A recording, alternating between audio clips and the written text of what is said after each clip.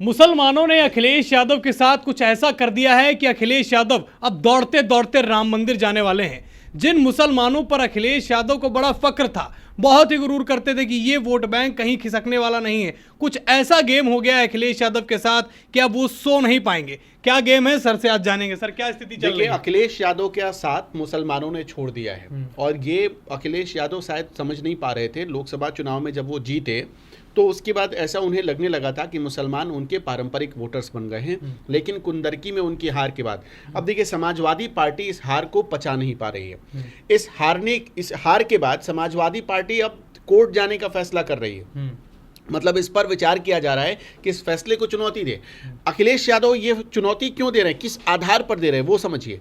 अखिलेश यादव इस आधार पर दे रहे हैं कि भाई साहब 65% मुसलमानों की आबादी वाला इलाका, यहाँ 65% मुसलमानों की आबादी है, उस इलाके में बीजेपी जीत रहा है। अखिलेश इस बात को पचा नहीं पा रहे हैं, इसलिए वो इस पूरे चुनाव के नतीजों को चुनौती देने के लिए कोर्ट जाने पर विचार कर रहा है। ये समाजवादी पार्टी विचार कर रही है। अब इसके पहले आपको दिखाते हैं कुंदरकी में हाल क्या हुआ है। हमने कुछ रखा है अपने दर्शकों के लिए। ये देखिए जो इलेक्शन कमीशन का आंकड़ा, अगर हम आपको कहेंगे कि कुंदरकी में बीजेपी जीत गई है तो शायद आपको भरोसा ना हो, शायद आप कहेंगे कि ये हवाई बातें कर रहा है। तो चलिए हम इलेक्शन कमीशन के आंकड़ों पर ही बात कर लेते हैं। जिस वक्त हम ये वीडियो बना रहे हैं या आप तक पहुंचा रहे हैं, उस वक्त तक 32 में से 23 राउंड हो गए थे कुंदरकी में।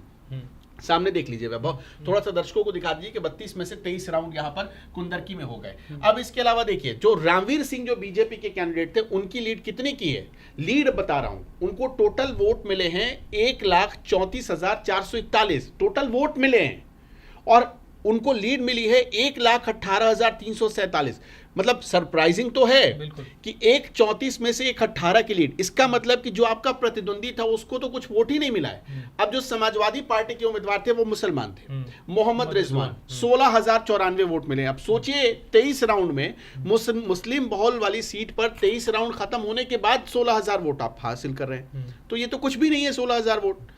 अब इसके अलावा आइए, अब जो अखिलेश यादव ये सवाल उठा रहे हैं, ये जो सवाल उठा रहे हैं उनको इसी नतीजे पे वो एक चीज गौर नहीं कर रहे हैं। मैं आपको बताता हूं क्या हुआ है कुंदरकी में, क्यों इतनी बड़ी लीड बीजेपी को मिली है।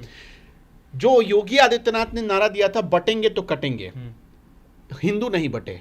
अब हिंदू कैसे नहीं बटे ये परिणाम बता रहे हैं। यहां देखिए, समाजवादी पार्टी ने मुस्लिम उतारा, आजाद समाज पार्टी ने मुस्लिम उम्मीदवार उतारे, AIMIM ने मुस्लिम उम्मीदवार उतारा, बहुजन समाज पार्टी ने मुस्लिम उम्मीदवार उतारा, इंडिपेंडेंट मुस्लिम कितने उतरे, 1 2 3 4 5 6 7 8, कुल 8 उम्मीदवार इंडिपेंडेंट आए।